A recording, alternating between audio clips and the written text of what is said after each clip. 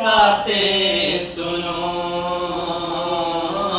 عرش والو یہ باتیں سنو عرش والو یہ باتیں سنو میرے سارے نظارے یہی ہیں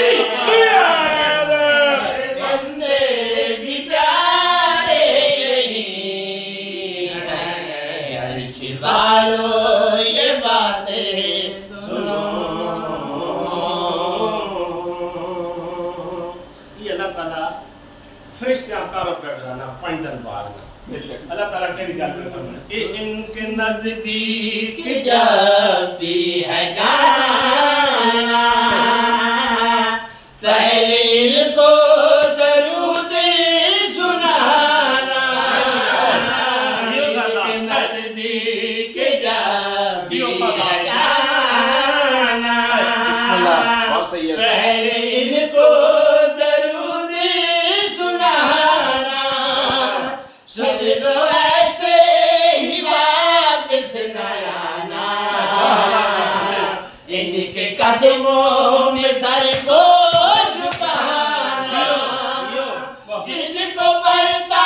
ہے قرآن میرا اصل میں وہ سپارے یہی ہیں سبحان اللہ میرے بندے بھی پیارے یہی ہیں عرش والو یہ باتیں سنو